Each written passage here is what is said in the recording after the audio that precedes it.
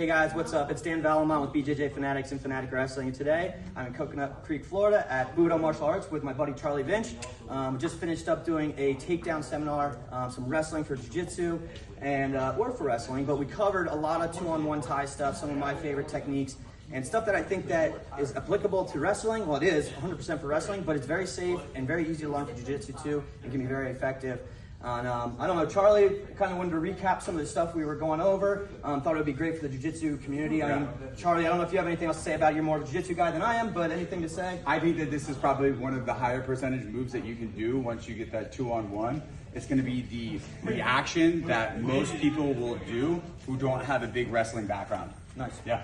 All right, so yeah, I'm just going to give you a quick kind of preview of some of the stuff we went over, specifically this one takedown that we covered. So getting the two-on-one, I'm not going to go over details too much, but he has a collar tie. This is a really easy way to get to my two-on-one. If you guys are new to it, far hand, I'm going to go thumb down right at his wrist. I'm going to pull that to me. I'm going to move my feet, and we'll call my top hand. So for me, my right hand here is going to go to the ball of the shoulder. We're going to pull this tight to our chest. Now, I get good head position, I'm in my good stance. This is the two-on-one position. This is where we spend a lot of time in, getting a lot of offense from here. Now, specifically, what we're gonna cover right now is a drag down. Now, Charlie's a big athletic guy. For me to just drag him down to the ground is gonna be difficult, right? Now, if he's pushing into me a lot, sure, we might be able to do that. But again, a better high-level opponent isn't gonna let me just drag them down to the ground. So we gotta set it up a little bit. And one way to do that, if you notice, Charlie's inside leg, the one that's closest to me, is forward. This works well if he has this leg closest to me, all right? And what we wanna do is we wanna make him move that. Now, in this seminar, we covered a single leg where we step behind our opponent's leg so he can't get it back, and we went to a single leg. So, Charlie being aware of that is probably gonna react. A better athlete, again, they're not gonna let me just step behind the leg. They're gonna react to it. And they can do a couple different things. They can circle away, but in this instance, we're gonna say he's gonna step his foot back. So, Charlie, knowing that I'm gonna try to go for this single leg, when I step, he steps his leg back.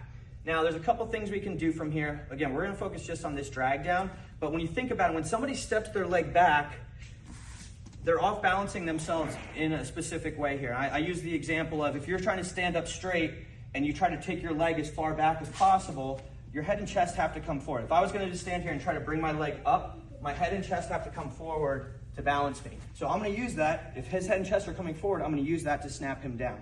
All right, so he's got his collar tie. I go two-on-one.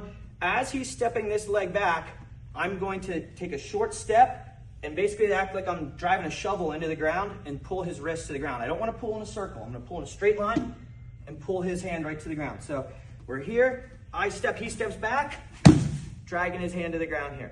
Now it doesn't look like much, but that step back and the timing on this is huge. If you play around with this, you'll feel that. Now from here, I don't want to just let go and try to jump behind him. That might work. But I don't want to take the risk of when I lose contact with him circling away and getting out. So instead, I keep control of this wrist, keeping weight on him until I can get what we call an anchor. I don't want to reach around the waist in wrestling. I can get rolled to my back. In jiu-jitsu, this isn't as costly. But what I like to do personally, just from my wrestling background, is if I can reach the far ankle, that's definitely what I want to get. If I can only get the near ankle, that's fine. But as soon as I get this far ankle, I'm looking to come to the far knee. Drive him to his back here. Oftentimes, probably won't go to his back all the time. Sometimes he'll just break down off his base, but I'm securing my takedown there. So, one more time. We're here. Again, I can't just drag him down. That might work against a lower level opponent, but I need to set this up. So I'm threatening towards this single. As that leg's still in the air is when I want to pull him down. All right, so you basically think of this as like a leg of the table, so to speak. When he takes that leg away, I want to pull him to that weak spot. So he steps back, drag down. And then again, secure an ankle and finish my takedown. Any thoughts? Anything? Perfect. Love it. Thanks.